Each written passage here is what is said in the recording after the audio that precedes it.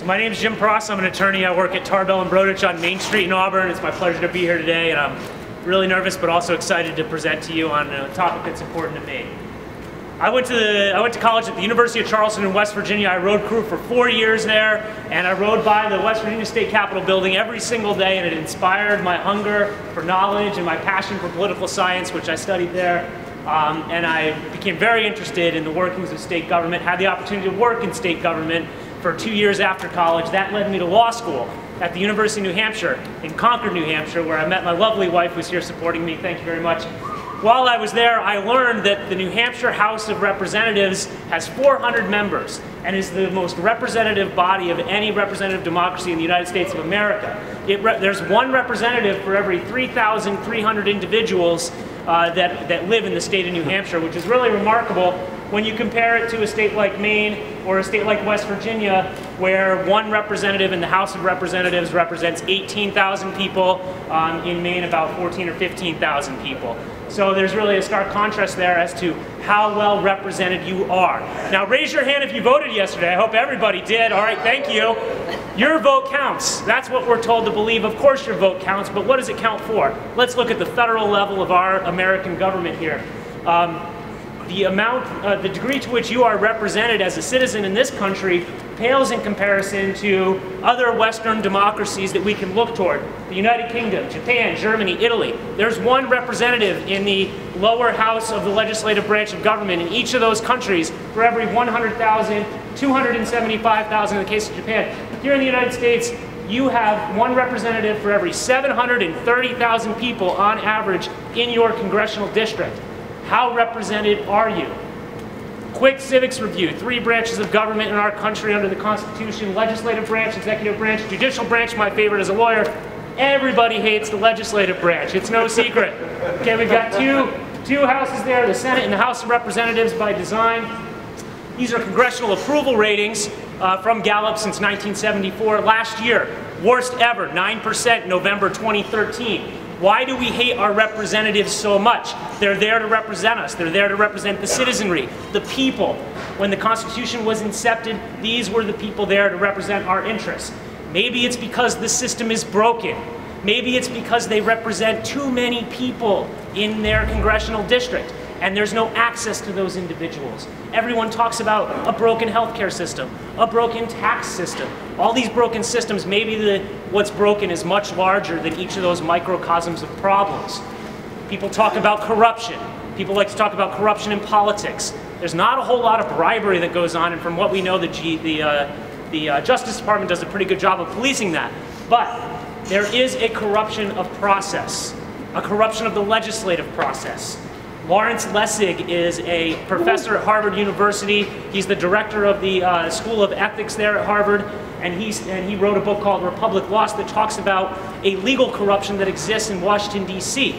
And it's fueled by campaign contributions that allow individuals who can contribute, corporations who can contribute to campaigns, access. There's a scarcity of access because each one of these representatives represents 730,000 people in their district. Citizens United told us that these campaign finance laws, which are designed to curb that problem, are unconstitutional. They violate the First Amendment. Honestly, I agree with that as an attorney. I don't think the problem is the laws that are designed to fix a problem that actually lies elsewhere. James Madison, one of the founders of our great nation, wrote the Federalist Paper number 55, among others. In number 55, he argued that there ought to be 65 seats in the House of Representatives, which, with the population at that time, represented one representative in the House for every 30,000 people. The House of Representatives is the lower house of Congress that's supposed to be there to represent the people of this country. And there was a great debate at the Constitutional Convention in 1787 as to what that body should look like. How are laws going to be made, and who will be represented in this representative democracy? George Washington famously presided over the Constitutional Convention, but for fear of looking like a king himself, he did not speak but once at the entire Constitutional Convention. And what did he speak about? He spoke in support of James Madison's position that there ought to be one representative for every 30,000 individuals in the country at that time. That became basically the cornerstone of brokering the Great Compromise, which allowed the Constitution to be ratified.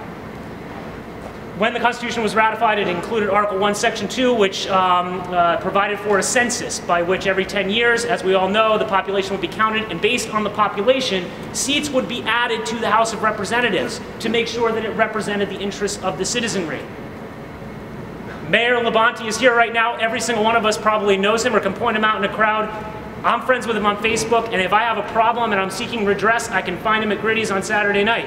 That is access in politics, and Auburn is 24,000 people, pretty darn close to the 30,000 that the framers had in mind when they set the ratio of representation to the number of representatives. Here we have a chart that I created that shows the gradual incline of the number of seats in the House of Representatives to 435.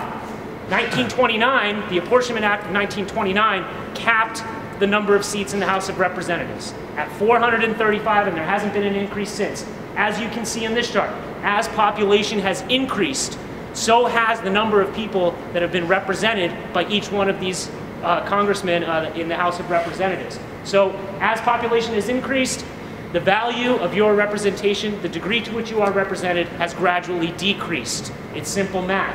Why did they cap, through the Apportionment Act of 1929, why did they cap the number of representatives?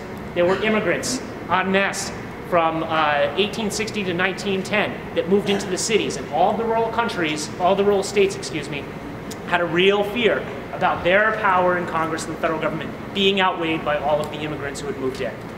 So they capped it, and what I'm arguing, and others have also argued, is that the size of this this Capitol building in Washington, D.C. needs to reflect that initial ratio of representation that our founders had in mind when they ratified the Constitution, and that would put the size of the Congress at about 10,000 members of the House of Representatives, which I think would be a good thing. Thank you.